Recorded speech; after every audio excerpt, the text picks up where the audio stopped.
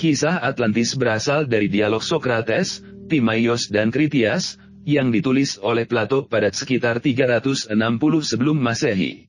Dalam dialog tersebut, Plato menjelaskan bahwa Solon, satu dari 7 orang bijak, seorang penyair Athena, dan penata hukum yang terkenal, pernah ke Mesir di mana para pendeta bercerita tentang kisah Atlantis, yang tertulis pada sebuah tugu di dalam kuil mereka. Atlantis dikatakan sebagai sebuah kisah nyata, yang hancur, dalam sehari semalam, 9.000 tahun sebelum Solon, atau sekitar 11.600 tahun lalu.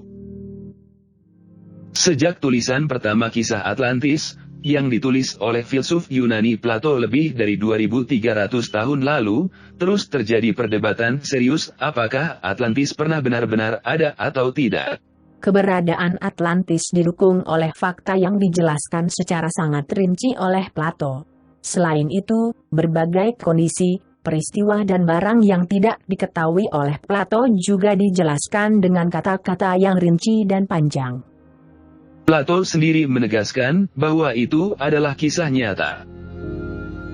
Ada banyak lokasi yang diusulkan sebagai lokasi Atlantis. Salah satunya adalah di Sundalandia atau Indonesia. Gagasan pertama tentang hubungan antara Atlantis dan Indonesia berasal dari seorang teosofis terkemuka, C.W. Leadbeater, dan Letnan Gubernur Inggris di Jawa, Thomas Stamford Raffles, pada abad ke-19. Salah satu peneliti pertama Atlantis di sana, pada pertengahan tahun 1990, adalah seorang polimat Amerika William Laurit Zen. Konsep Atlantis Sundalandia telah diberi dorongan besar oleh penerbitan buku almarhum Profesor dari Brasil Aricio Nunes dos Santos, Atlantis, benua yang hilang akhirnya ditemukan, pada tahun 2005. Penggenangan prasejarah wilayah Sundalandia telah tercakup secara ekstensif oleh seorang dokter anak dan ahli genetika, Stephen Oppenheimer pada tahun 1998.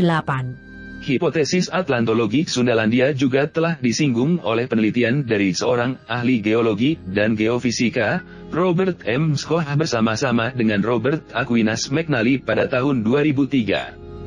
Contoh menarik lainnya tentang lokasi Atlantis ini adalah dari seorang ahli biologi molekuler Sunil Prasanan, yang telah berkontribusi pada sejumlah forum internet yang berkaitan dengan Atlantis.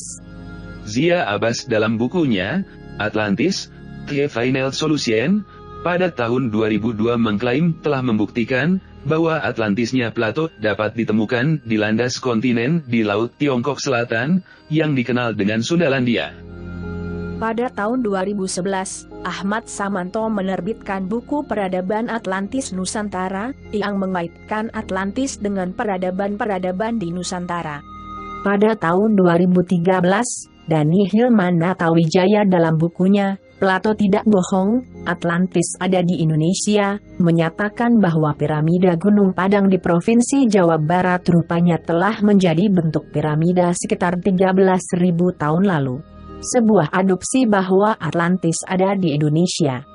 Graham Hancock mengusulkan asal-usul berbagai karya arsitektural dan artistik di Sundalandia dalam masa sebelum bencana dahsyat sebagai lokasi Atlantis yang sebenarnya, dalam bukunya, Magicians of the Gods, yang diterbitkan pada tahun 2015.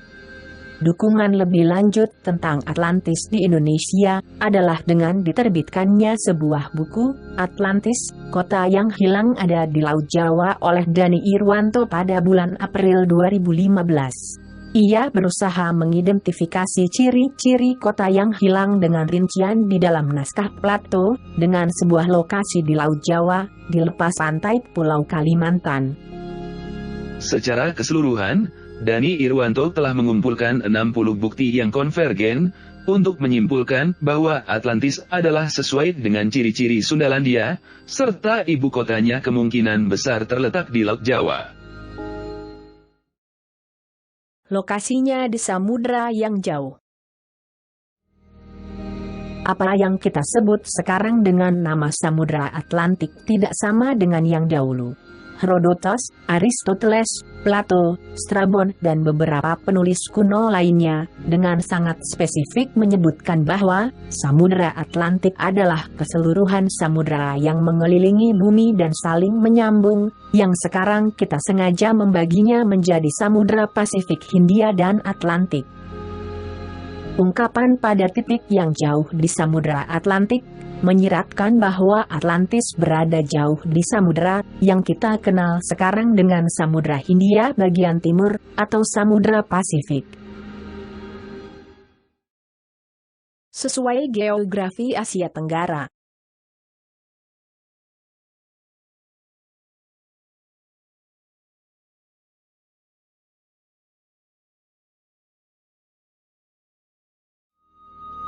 Permukaan laut pada masa Atlantis, sekitar 11.600 tahun yang lalu, adalah sekitar 60 meter di bawah permukaan laut sekarang.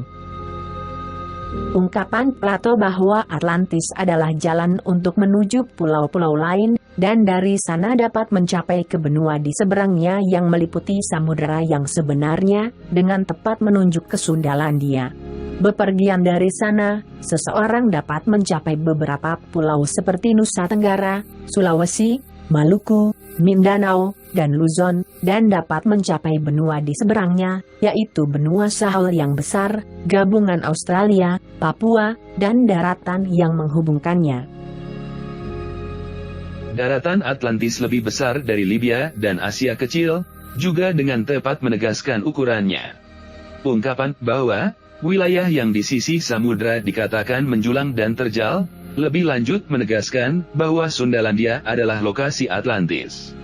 Ungkapan, di dalam selat dan di laut yang dikelilingi oleh benua tak berbatas, menegaskan lokasi ibu kotanya. Beriklim tropis.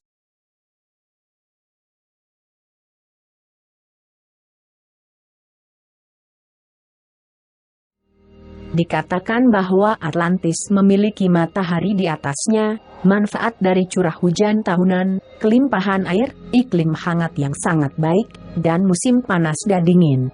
Hal ini sangat mencirikan iklim tropis. Musim panas dan dingin mengacu pada musim kemarau dan hujan, di mana kata-kata tersebut tidak terdapat di Yunani kuno. Tanahnya subur, flora dan faunanya beragam.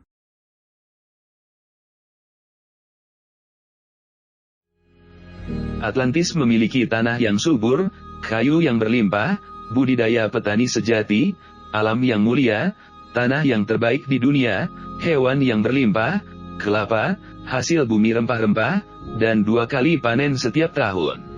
Ini adalah ciri alam yang sebenarnya di wilayah Sundalandia. Kelimpahan makanan dan kayu yang dibutuhkan untuk mempertahankan lebih dari 20 juta penduduk, untuk membentuk lebih dari 1 juta tentara, dan untuk membangun lebih dari 200 kapal, yang tidak mungkin di bagian lain dunia dalam masa tersebut. Plato juga menyebutkan bahwa terdapat berbagai jenis satwa-satwa lain, baik yang hidup di danau-danau, rawa-rawa dan sungai, dan juga yang hidup di pegunungan-pegunungan dan di dataran-dataran, dan terdapat satwa yang paling besar dan paling tamak. Spesies besar seperti harimau, badak, orangutan, gajah dan macan ada di wilayah tersebut, yang meliputi hampir 1.000 spesies mamalia yang mendiami wilayah ini. Selain itu, terdapat hampir 1.000 spesies burung dan lebih dari 1.000 spesies ikan. Satwa khas Asia Tenggara. Dijelaskan bahwa terdapat banyak gajah di Atlantis. 2 dari 4 subspesies gajah Asia terdapat di Indonesia dan Malaysia. Gajah Sumatera terdapat di Pulau Sumatera, dan gajah Kalimantan di Pulau Kalimantan. Gajah Jawa yang sekarang telah punah dan pernah menghuni Jawa, adalah identik dengan gajah Kalimantan. Plato menyebutkan bahwa terdapat kuda, untuk pacuan maupun untuk perang. Berbagai jenis keturunan kuda asli Indonesia adalah pendek dan ramping, tetapi masih kuat dan kokoh, sehingga lebih cocok disebut poni daripada kuda. kuda-kuda poni Indonesia telah terus-menerus disilangkan dengan darah tambahan, umumnya kuda Arab, untuk meningkatkan kualitasnya, sehingga dapat diperkirakan bahwa aslinya adalah lebih ramping dan lebih pendek dari apa yang kita lihat sekarang. Plato menjelaskan bahwa ada pengorbanan banyak banteng. Banteng adalah satwa asli Asia Tenggara. Mereka telah dijinakan di beberapa tempat, digunakan sebagai hewan pekerja, dan untuk pedaging.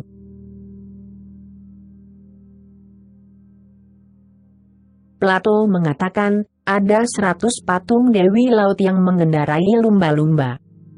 Sebagian besar spesies lumba-lumba hidup di daerah dangkal di perairan tropis dan hangat, sehingga merupakan kondisi ideal untuk laut-laut setelah tenggelamnya Sundalandia, seperti Laut Jawa dan Laut Tiongkok Selatan. Kelapa. Plato menyebutkan bahwa terdapat buah-buahan yang berkulit keras, menghasilkan air yang dapat diminum, daging dan minyak urap, di Atlantis. Buah-buahan ini tidak lain adalah kelapa. Kelapa memiliki sejarah panjang dan dihormati di kalangan budaya di wilayah Asia Tenggara, Asia Selatan, dan Pasifik. Analisis DNA menunjukkan bahwa kelapa pertama kali dibudidayakan di Kepulauan Asia Tenggara, yang berarti Filipina, Malaysia dan Indonesia, dan mungkin di daratan benua juga. Kelapa diperkenalkan ke Samudra Hindia beberapa ribu tahun yang lalu, oleh orang-orang Austronesia kuno yang membangun jalur perdagangan yang menghubungkan Asia Tenggara dengan Madagaskar dan pesisir timur Afrika. Genetika kelapa juga memperlihatkan catatan jalur perdagangan prasejarah dan kolonisasi Amerika. Tape.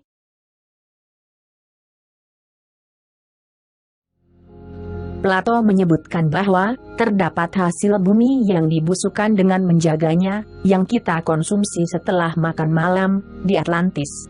Ini bisa jadi adalah makanan tradisional terfermentasi yang dimakan sebagai makanan penutup, yang dikenal dengan tape.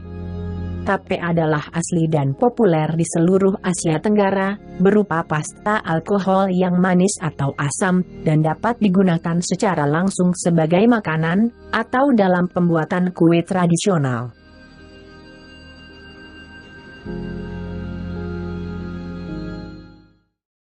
Rempah-rempah.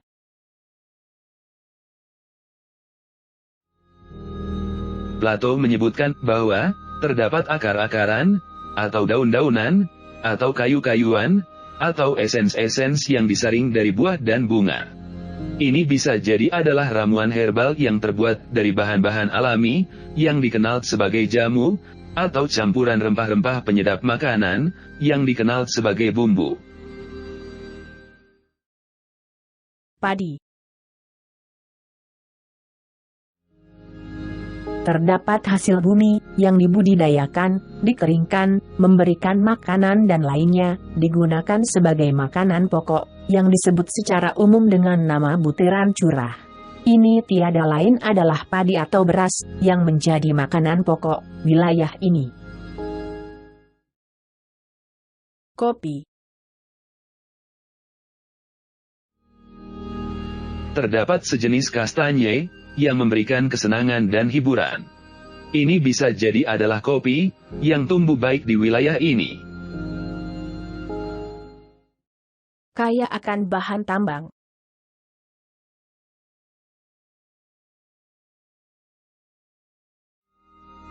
Atlantis memiliki kelimpahan mineral, emas, perak, tembaga, timah, dan orihalkum. Ini juga ciri sejati alam di wilayah Asia Tenggara. Apakah itu orihalkum? Orihalkum tidak dikenal oleh orang Yunani, lebih berharga pada masa itu dari apapun kecuali emas, dan gemerlap dengan cahaya merah, atau seperti api. Dani Irwanto mengidentifikasi orihalkum sebagai zirkon, karena memiliki ciri-ciri yang sama dengan deskripsinya. Produk zirkon adalah benar-benar berharga kedua setelah emas, memiliki kualitas batu permata, dan dikenal sebagai berlian tiruan. Zirkon dapat diproses untuk menghasilkan warna-warna yang berbeda, yang merah dikenal dengan nama hyasin. Setelah dipoles, sifatnya berkilau seperti berlian, yang tidak dimiliki oleh logam, oleh karena itu Plato menggambarkannya dengan kata-kata, gemerlap dan bercahaya, secara khusus. Tidak ada logam yang dikenal bercahaya dan gemerlap dengan warna merah, atau seperti api, sehingga orihalcum bukanlah sebuah logam. Ungkapan bahwa itu digali dari bumi di banyak bagian daratan adalah benar, karena terdapat berlimpah di wilayah Kalimantan.